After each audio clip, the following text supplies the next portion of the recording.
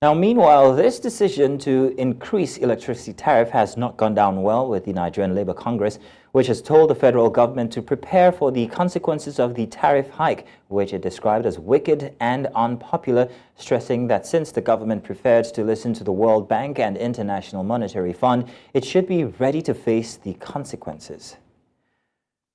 Now, joining me to further discuss this is Opeoluwa Taiwo, financial analyst and executive director, Africa Bridge Initiative. Now, you're welcome, Taiwo. Good to have you on the show today. Yeah, good to be here today. Thank you. So, the Minister of Power has told that this would free up the government, help them invest in other sectors. But can you provide us an analysis of how the recent increase in the tariff for electricity for A-band customers in Nigeria will impact the government subsidies so we get a clear picture? The Nigeria Electricity Regulatory Commission has announced that the government has been subsidizing the electricity tariffs in the last year's budgets, and they've been paying more than 3 trillion annually. Now, this is the conversation. When we talk about generating distribution and consumption, the Band A customers, where is the data coming from? We are having more than 2 million people, 2 million households that will be taken care of by this Band A sector of household under the electricity tariff, talking about moving from the 68 naira kilowatt per hour, moving down straight up to 225 naira per kilowatt per hour. And what does that mean? That's we're talking about more than 250% increase. I don't know how we have to justify that, but the federal government must understand that in the 21st century economy, the economy of each nation really is not in isolation. We work hand in hand with other counterparts in other parts of the world. Now, coming back to Nigeria, that figure is not sustainable for an average citizen of Nigeria, for an average SME holder, for an average manufacturer. When you talk about consumption of electricity, who generates the electricity? How do we distribute? There are various companies that have invested so much billions in the electricity sector, in the energy sector, in the last 5 years, in the last 10 years. And how come we're just waking up to the challenge that their investment is nothing compared to the trillions of naira the federal government is paying as subsidy?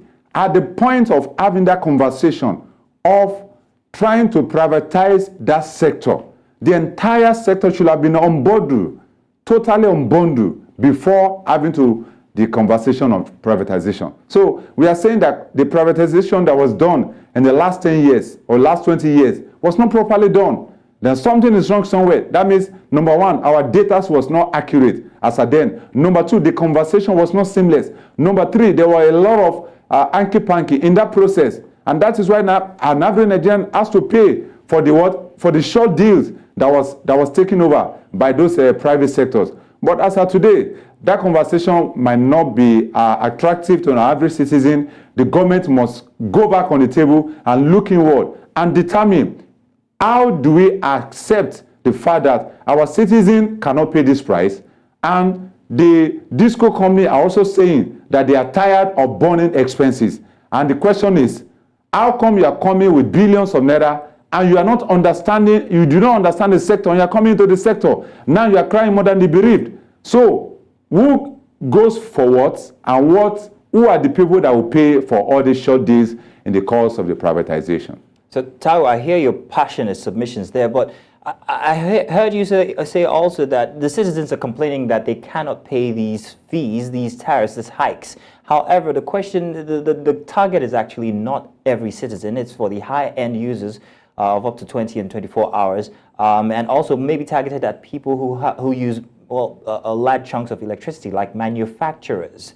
So if we say the subsidy is taken out, how would that affect electricity production? How would that affect electricity consumption, the individual who's consuming in his house and the manufacturer perhaps who's also consuming in their factories? How does this affect the consumption of electricity in Nigeria in both parts? So, all right, so the conversation is getting clearer now. We want to understand that the government is coming from the angle of the household, not the manufacturing sector. not even the SMEs. They are concerned about the household, talking about more than 1.3 or 1.7 million household. Because the totality of this band might have to cover about 20 million. But for now, they are talking about 1.3 or 1.5. Now, the question is, how did you get to this data? Who are the people that are enjoying more than 20-hour electricity supply in Nigeria? Is it in Lagos? Is it in Borno State? Is it in Jigawa State? And even in Lagos State, talking about Ikorodu local government, do you know how many households have been without power supply in the last 24 hours? So we are talking about having 20 hours power supply, and you're going to be paying as a result of being band A. How many households in Ikorodu will be under the band A? So in Sulu local government, so in Shagamu local government, how many people will be under this band A? So you can see that the conversation is a bit clearer to the people, but the conversation from the government is not clear enough because the people do not understand where do they belong. Do I belong in band A or not? And how are you sure that I belong in band A? And what is even the data? Where is the data coming from? Who is generating all this data? Because that data is very critical. You know, when I saw that figure, I was a bit not really relaxed, because the first question I was asking that who is generating this data? Is it from the north? Is it from the west? Is it from the east? Or is it from a particular place in Lagos, whereby in the last 1 year, there has never been any power supply? So how do you categorize such area in Lagos? You're absolutely correct. So many questions to ask. But now let's talk about the focus on other sectors and how these subsidies or monies realized from removing the subsidy from electricity is going to help these other sectors. The Minister of Power mentioned that the tariff increase would enable the government to focus on investing in other key sectors. So could you care to elaborate exactly what they might mean, what sectors they're speaking of, and how this shift is going to, the implications of the shift? All right, so having paying more than 3 trillion annually by the government in terms of subsidizing our electricity supply, we are looking at it that means we're going to be having surplus of 3 trillion in the 2024 budget. That has to go into the works, into what? Healthcare sector. And what does that mean? That means you are saying that with that 3 trillion, you are going to be having sustainable and affordable healthcare facilities in all the local government areas in Nigeria. What you are saying now is that this particular 3 trillion will be used to improve security apparatus in Nigeria. And that means that we're going to be having much motivations for our security personnel. That's what we are saying. That's what the government is saying. And I want to believe that this will translate into what? Into economic activities that will bring about a lot of revenue, because the target of this particular revenue in totality, particular government in totality, is all about revenue generation. And in the 21st century, revenue generation is not the total discourse of every government. What is the major score of every government in terms of what? Sustainability, in terms of what? Affordability, in terms of what? Having a robust security apparatus, having a consistent and a cheap food supply to an average Nigerian. So you can see that this particular subsidy is being removed, is good on one hand, but for the manufacturers, for the SME, are we having any rebates? Are they getting any rebate from the federal government? Because if this particular trillion is targeted at the private sector, it's targeted at the SME, you can see even through the CBN, we can see that the consumers, we have what? We have a relaxed mind, and the complaint will not be too much on the part of power supply. So Taiwo, just to be certain, just to be clear, on what side do you stand? Do you stand on the side of taking away the subsidy, or the side of the small consumer, the SMEs and all? Do you think that this is a good idea or not, before I go on to my next question? Yeah, for the electricity supply, absolutely the subsidy should have taken place, should have been removed about 10 years ago.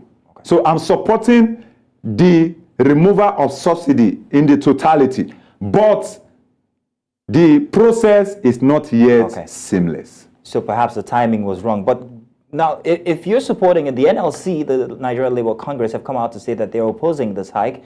They're saying in particular terms that consumer spending, inflation, and also the overall economy and stability of the nation is their concern. Do you agree with the NLC? Yeah, the Nigeria Labour Congress have a good point on trying to negate or oppose this particular hike in electricity tariff. But we must understand that what is the alternative the Labour Congress is giving to the federal government of Nigeria? That is one conversation we must have. You know, each time I see the agitation of Labour Congress, I'm always excited. But why am I excited? I'm excited because they are positing their theory, their sentiment into the federal government. But on the other hand, they are not giving a quality alternative to the federal government. The subsidy removal is inevitable. Like I said, we should have done this like a decade ago. So the challenge we are having is that too many subsidies are being removed at the same time. But the removal of the subsidy is not the problem. But the timing and the accumulation of all these subsidies being removed at the same time is the challenge. So what is expected of NLC is not really negating the subsidy removal. What is expected of them is to advise the federal government that the same way you give 2 years time frame for the commercial banks to get their 500 billion. The same thing you should give, like, let's say 12 months for an average Nigerian to do what? To embrace the new tariff. That's what we should be talking about. But negating it, opposing it is not sustainable, because borrowing and debt servicing has been a deficit budget to Nigeria in the last 5 years. And the government is looking at the direction of funding the budget without actually going for what? International debts. Well, thank you very much, Opeoluwa Taiwo. Opeoluwa Taiwo is the financial analyst and also executive director, Africa Bridge Initiative. Thank you very much, Okwe. Yeah, good to be here today.